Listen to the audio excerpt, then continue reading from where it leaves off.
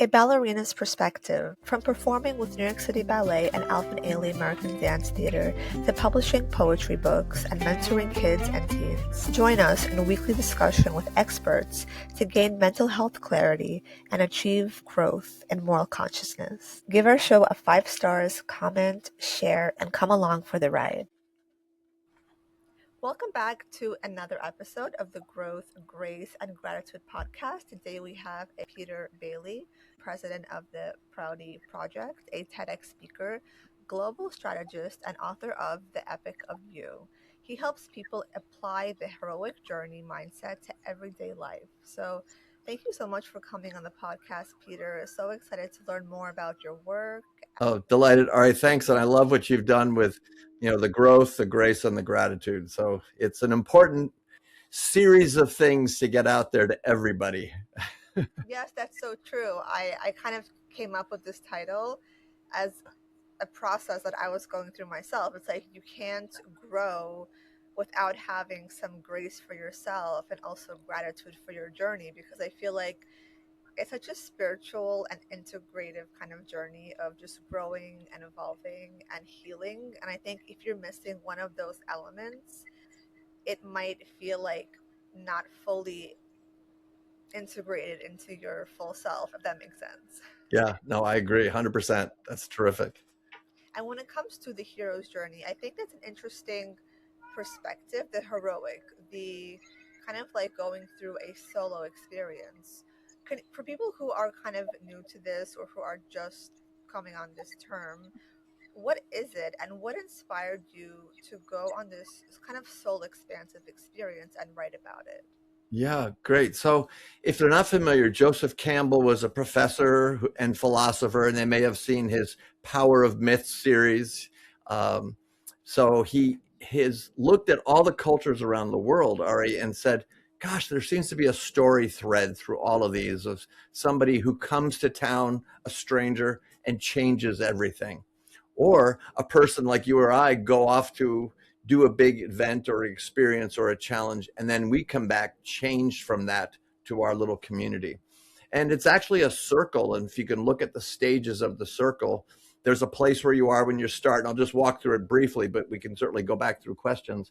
And there's a preparation. So for dance or for a marathon run or something, you're doing what you do to learn how to do that thing. And then there's a call to adventure.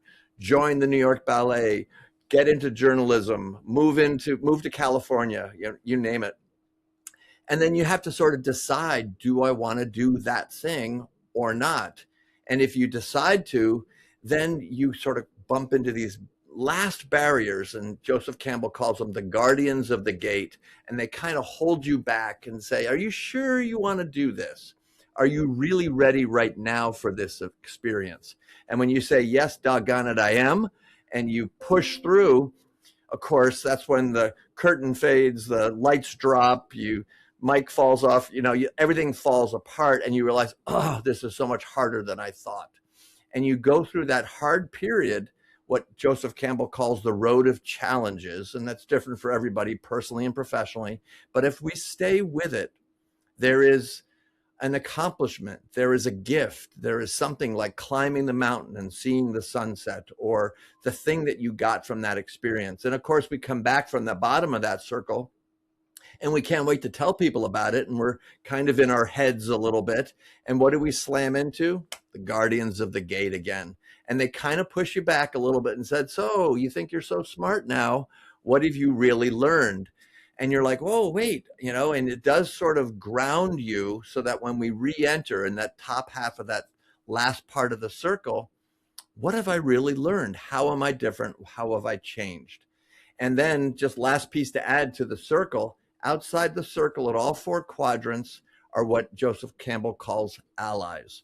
Those are people who helped you decide to move to Chicago, helped you train for the marathon run, helped you in your difficult journey when you sprained your ankle or had surgery or a health journey of some kind. And then they also help temper your return. So when you come back, you're not quite so heady and excited about yourself, but you're a little more grounded about how do I re-enter my life and begin again. So that's the quick circle. That's amazing. And I think especially like you mentioned, people having that realization of the people that help us through it sometimes can be so kind of eye opening because we have expectations of who we want by our side. And then when push comes to shove and things happen and then things reveal themselves, and it's like, oh, you kind of see who was there for you. And oftentimes it can be so shocking and so jarring because your expectations and your projections perhaps is not fully aligned with the reality. And then it's like you have to almost like reevaluate who you are, who you let into your space, and how you also value people who take into account truly kind of respect you in such an honest way. I know a lot of people who have gone through a spiritual journey, they have realized like who was actually there for them, and it's like a whole transformational journey as well.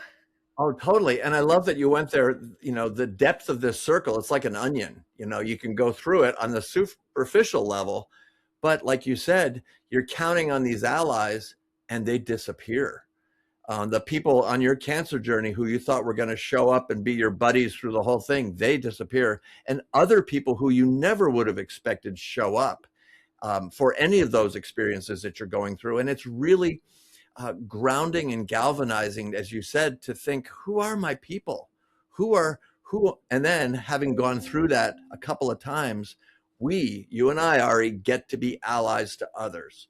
And so that's why I use this tool a lot in my corporate training, is to help people realize, yeah, you're going through a journey and you're going through multiple journeys at the same time with different people or different career choices or your marriage or if you've got kids. But I have to be better at this so that I can be a better ally to other people when they're on their journey. 100%. And I'm wondering if the heroic journey is more attuned to the introvert or extrovert, or is there like kind of like a full, doesn't matter what kind of personality traits you have?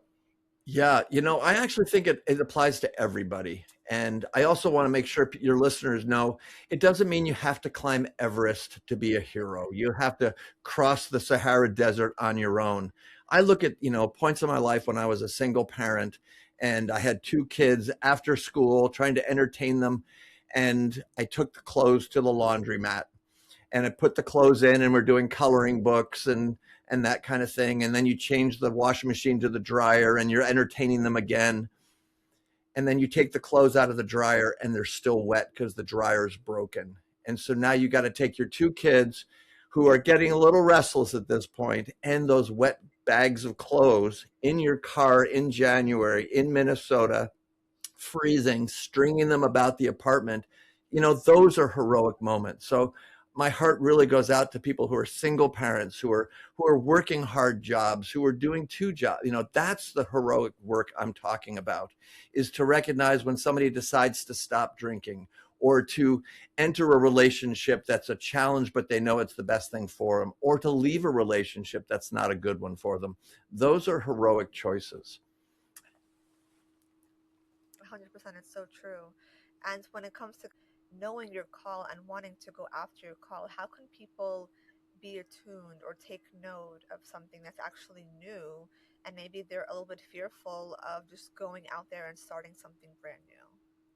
Well, and these are wonderful questions. You know, I wrote in the book that I grew up with the disease of comparison. And so as a kid in a loving but relatively dysfunctional family, we compare ourselves to other people all the time. Oh, I should be there. I should have more money. I should do that job. Look at the car they're driving. Look where they live. And that's just so self-defeating. And so part of what you have to look at is, whose voices am I listening to? And am I comparing myself to somebody else? Joseph Campbell's, one of his favorite quotes that you hear a lot about him is, he says, follow your bliss. So if you are working a dead end job and you know it's not filling your soul, what does get you excited? What are the things that make you brighten and you lose time doing? Or you know you've got a particularly good, you're a poet and you just love doing it and you're up till midnight every night writing poetry. Well, when can you give yourself permission to go do the thing you want to do? Stop the comparison of what your parents wanted you to do or what you think you should do in a professional world today, because the rules have changed. I think we're seeing more and more small businesses, more entrepreneurs starting up, more digital businesses working from home remotely. More things are happening that actually give us the freedom to start in new ways that we didn't have growing up. And so I would say to people, absolutely find what gives you energy and begin to play with that. I had a mentor who says, don't make a decision, draw conclusions. And just recognize, gosh, I find myself in art galleries all the time.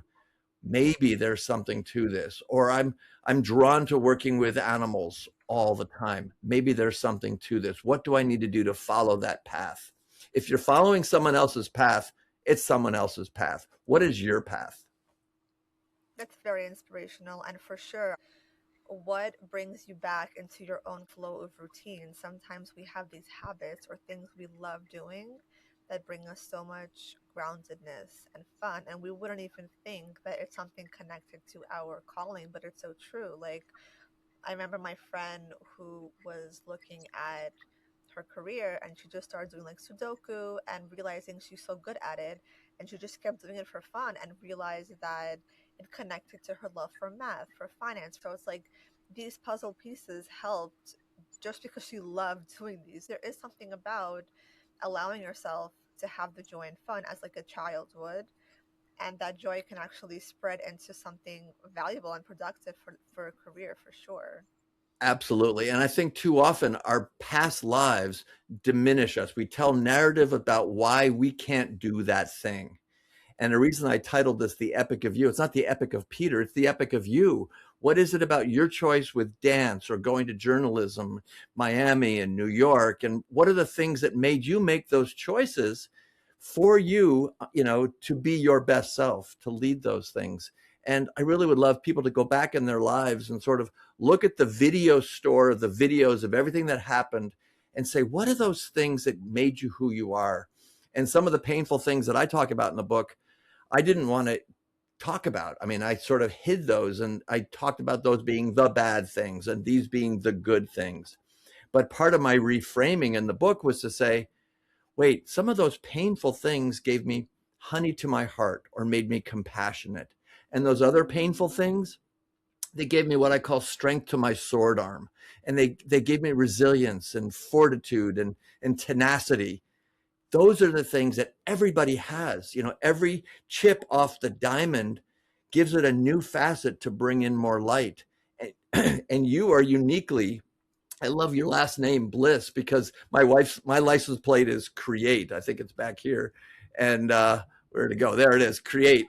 And hers is blissful, and like, what is it we want to put out in the world? We have to start here with what is it that we feel like we are the fountain of.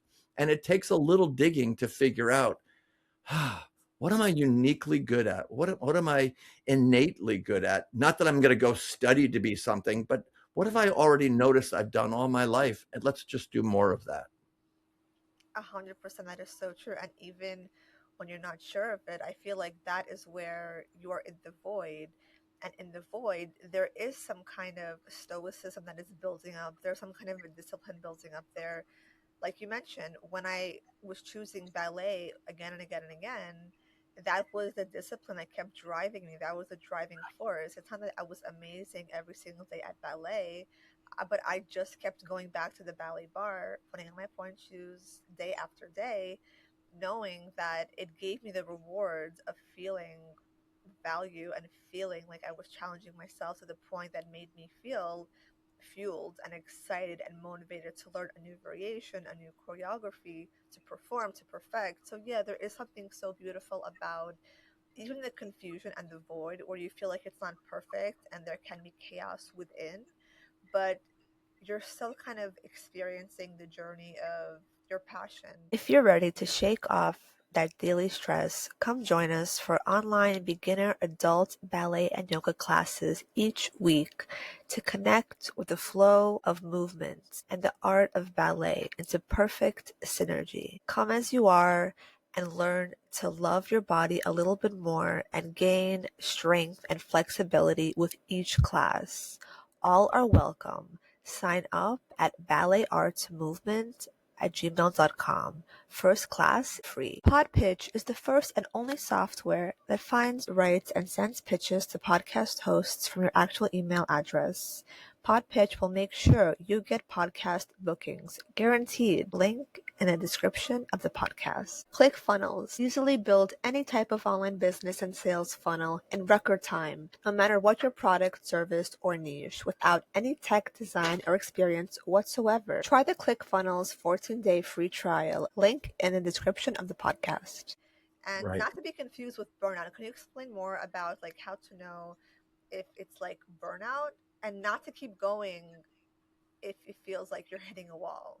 Yeah, that's great. Well, I sometimes talk about rumble strips, when you're driving down the highway and you look at your phone for a second or grab the French fries from McDonald's, and all of a sudden you're wiggling off the road and you hear da da da da da da da, and you come back on the road again. Well, we have personal and professional rumble strips in our lives. We just got to get better at noticing them. When am I getting less sleep, not eating well, scanning and streaming Instagrams for hours, like when am I doing stuff that I know is not fulfilling, that I don't feel good about, versus what you just described with dance. You went there, rain or shine, you were tired, it was after school, you grabbed your bag, you went on the subway or the bus. I mean, you did what it took to get there. That's the dedication and passion that everybody could probably sort out if they said, you know what, I love working with animals, I love working with elderly. I'm particularly good at taking care of an adult who's disabled, and I want to spend more time in that field. Follow that and give yourself permission. The burnout, I think, comes when we are disconnected from those parts of ourselves. And so that's the burnout, is when I'm doing the same thing. I'm crunching numbers at my job and I'm not a numbers person. Or I'm working harder and harder in this relationship and I'm just seeing the vectors between them and me get wider and wider, not closer together. And so when you start noticing, and this goes back to a lot of what you're talking about in that growth and grace and gratitude, is that we need to notice, how am I feeling? Like a pulse check. How am I doing today? And one of the things I love to do is start in my every day with watching a sunrise. If I can get to a window or get outside, ideally, watch the sun come up, take a deep breath and say, what am I going to do with today?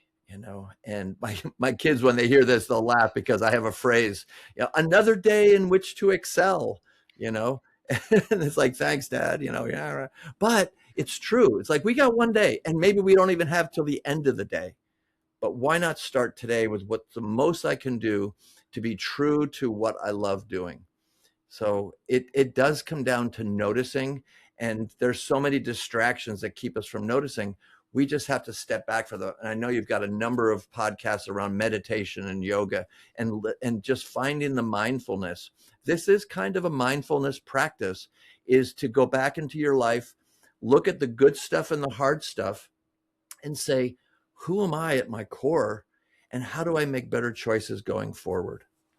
That's beautiful. I think there is a wonderful kind of example of the father figure, the parent, kind of laying out mindfulness. That is so beautiful because I think all kids need to see that, especially from the masculine perspective, because that's where more of this kind of stoicism is led. And I think when kids can see a masculine, a father figure, lean into relaxed mindfulness presence, that's very healing, I think, because a lot of people are in this awakening experiencing more mindfulness, especially a feminine, but when also the masculine joins in, that's such a great addition to the collaboration and the growth and the healing. There is something about the masculine taking authority there. It's such a learning experience. A lot of my friends who are guys also are starting this idea of like slowing down, meditation, mindfulness, and Right. it's a drastic shift to how they operate on a day-to-day basis, because oftentimes it's like always fight or flight, aggression, keep on going, and this is like a very root chakra perspective of, yeah, you have to go in survival mode to achieve and to win and to succeed.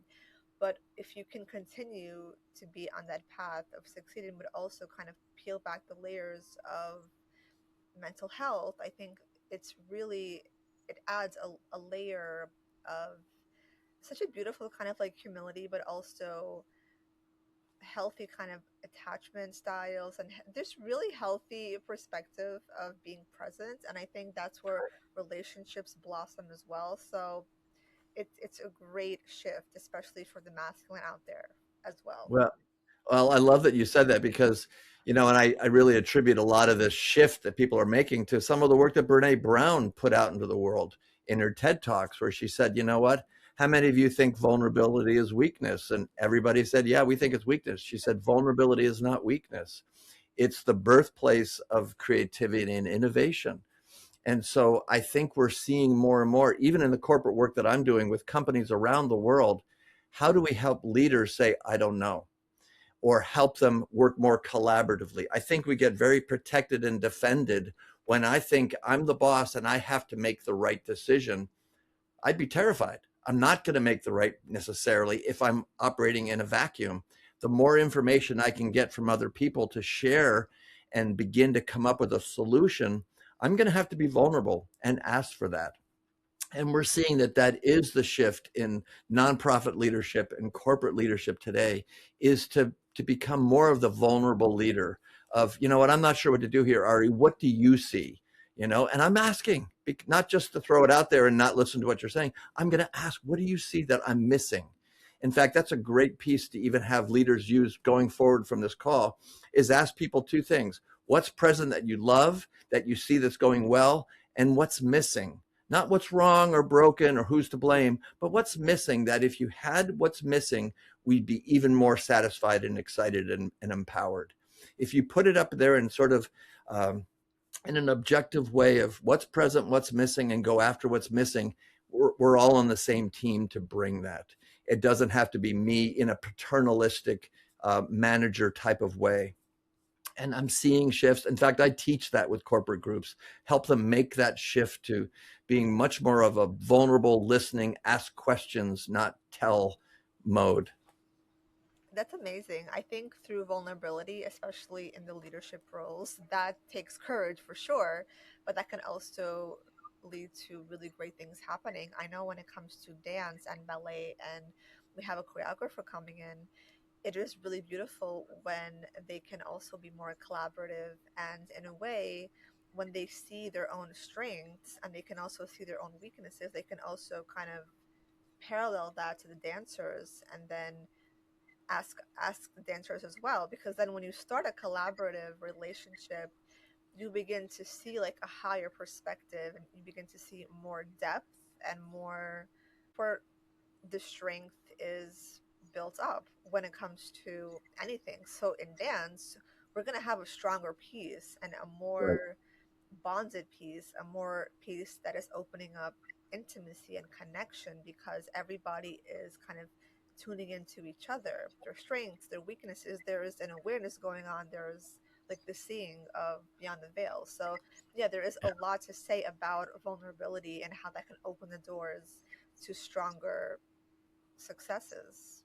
Yeah, that's great. And, we didn't mention this before we got on the call here, but I was in a dance practice for years called interplay dance, and it's an interpretive dance. Are you familiar with interplay at all? Yes, yes, Okay. I've heard about that So for sure. I got certified as an instructor. And what I love about that is that they ask you to use soft eyes. So if you were dancing, rather than saying, oh, she missed that, or oh, she should have done that, by kind of blurring my vision, I can just celebrate. Wow, look at that.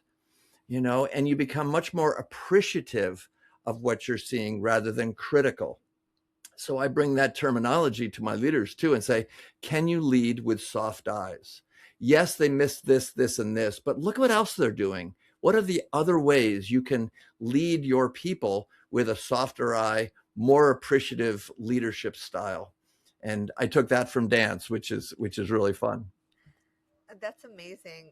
That's so true. When I started teaching kids after school who are not professional dancers but who want to learn dance, it's so important that they feel comfortable in their own skin, and they also don't focus on perfectionism so much, because they just want Right. to feel the art of dance and movement. So I also tell them you don't have to be like the perfect first position or the perfect like passe when you're turning. So I I kind of make it clear as well that, are you having fun? Are you connecting with your body? Are you enjoying your costumes? Are you looking at the mirror and loving what you see and not judging yourself based on how you look, how you think you're supposed to look? So there's so many perspectives of just embracing and appreciating the moments, and Right.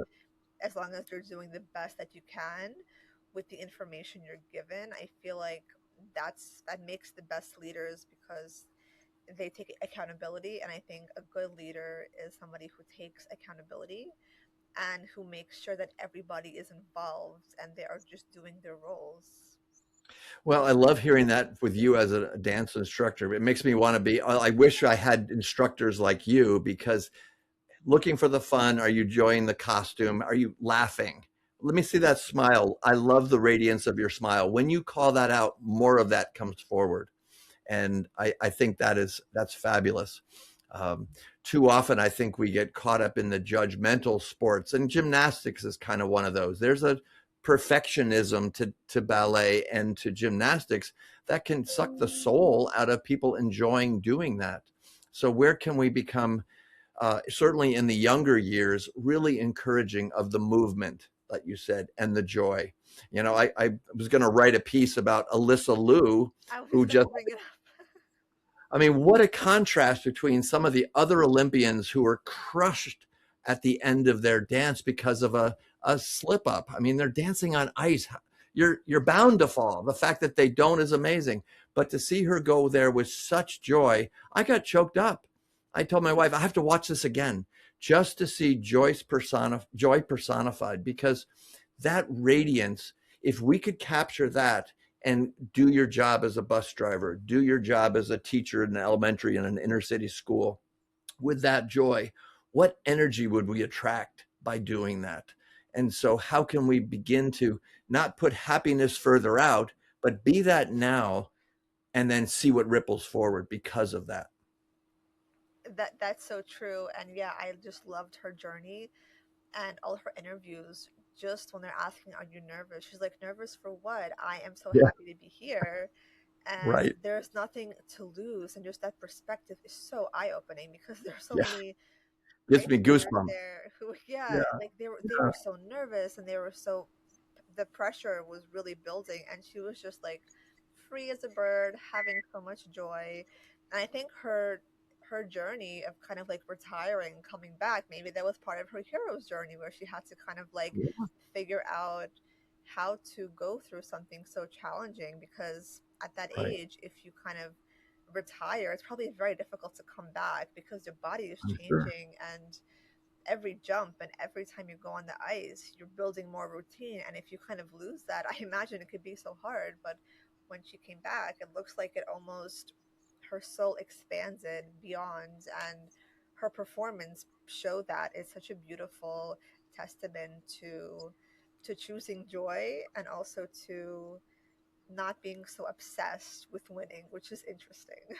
Yeah, well, and I think that's part of the choice too. If you look at how we go through high school and college, we are so dominated by the judgments of others on our progress that I did not have as much fun in high school and college, and I didn't score as well on the grades. When I got to graduate school, it was a subject that I was interested in. I was more self motivated to go there, and I scored 4 O's on everything that I did because of that same type of Alysa Liu energy. And so, where can people, even later in life, say, I don't want to do that anymore? I'm really compelled by this. And so, how do I follow that bliss again? How do I follow the energies that you said that drove you to dance, that pulled you? You couldn't resist. That was your calling. Exactly, that's so true. And I think that's where people who are successful find a reconnection to themselves, because they are Right. choosing joy. Because there are so many people who are successful and who feel always with anxiety. For example, all of these amazing ice skaters, so many of them faced anxiety, and they felt Yeah. this kind of pressure, and they couldn't flow through the jumps. So yeah, and they are successful, but when it comes to that point where they have to be judged, it's obviously so challenging. So Right. the idea to reconnect to yourself as you are performing such a difficult task is such a very interesting perspective. I feel like that's a really good way to test people if they are aligned with their joy. Yes, absolutely. And even using that as a there's a book out there called Essentialism by Greg McKeown, and he says, we say yes to so many things. Being on the board, being on this, yes, I'll help you with that committee, yes, to the point where we have ropes on us and we have no movement. We're not free. And we're doing it because we feel obliged. And if everybody who was a listener would just sort of go through their list of things that they said yes to that they really are not fulfilled by, and start cutting those ropes and saying, sorry, I can't do that. And then only say yes to the hell yeses. Everything is a no from now on, except the hell yes. Ballet, hell yes. Rock climbing, hell yes. Roasting coffee, hell yes. Like, what are the things that we say we're going to do and we've had full energy for it? Those are the things that we then begin to build our lives around the hell yeses. Wouldn't that be a different way of living it? And a lot more, it's going to become a verb, a much more Alysa Liu-like, Exactly, exactly. I think that's so true. Taking responsibility and taking accountability requires natural boundaries. And Yep. that's where people kind of maybe get a little bit afraid of losing friends, being rejected, neglected, whatever their narrative or storyline is about saying no to somebody and making somebody feel bad, or a people pleasing perfectionist kind of thing where people grow up in spaces where that's expected and that's kind of like a fear based thing. But evolving into a spiritual version of yourself, obviously, you do experience a lot of these kind of boundary setting and learning along the way, like who your friends are, who your friends are not, how Right. to choose who you're going to build connections with based on your boundaries. And I think that's also an interesting way to connect with yourself and be okay with all those choices. Right. Well, and it might seem, people might say, isn't that selfish just to go with what you want to do? Well, actually, if we refill our cup, I will have more within my cup to give to others. If I have depleted myself so much by saying yes to so many different things, I don't have anything to give. So actually, it's a giving thing to take better care. It's like they say, put your oxygen mask on first. I got to take care of me. And when I am full, I have so much time for others, for coaching, for counseling, for friendships, for our dogs and animals and friends in our lives. I can do that so much better if I go back and stop some of the default activities that I learned in a loving but dysfunctional family, and through the epic of me or the epic of you, start making better choices. Then we actually have more to give, and boundless energy. So Exactly. all That is good. so true. Yeah, that's so true. And then you get to kind of like reprioritize your values, what's most important, your obligations. You get to kind of like have a more clear mind. And I think with a clear mind and higher energy, you're able to do a lot more. And you're also able to be a better version of yourself to the people who love you, who matter. So that, Right. yeah, that's a really important thing as well, for sure. Yeah. Oh, that's great. And any last words of advice to people who are on this journey of figuring out their passion and they're going for it, and they don't want to deal with failure, but failure is obviously part of the game? Well, I would say, and you probably could look back at some of the quote unquote fail points in your life and to say, what did I learn from those? And actually, there's a great phrase that a friend used. She says, life doesn't happen to you, it happens for you. So, what are the things that did happen for me that were painful or hard or seemed like a failure that actually I can turn that into gold? Again, go back to the diamond. Every chip on that diamond, I'm going to shine more brightly if I own that that's made me who I am, different from every single person. How could I be like anybody else? You can't be.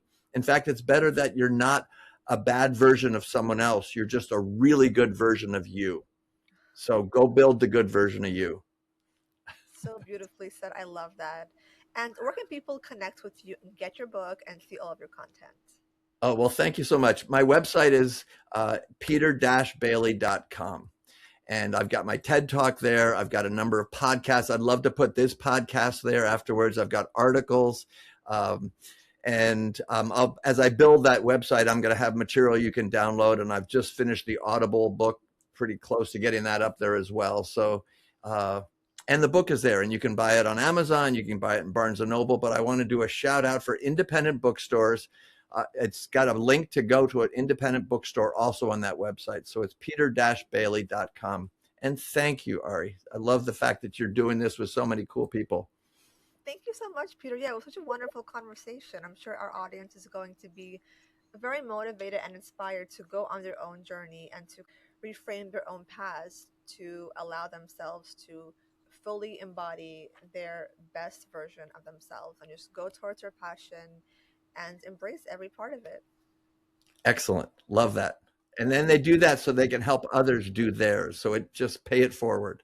So it's I great. love that. Yes, exactly. Exactly. Thank you so much for coming on the podcast.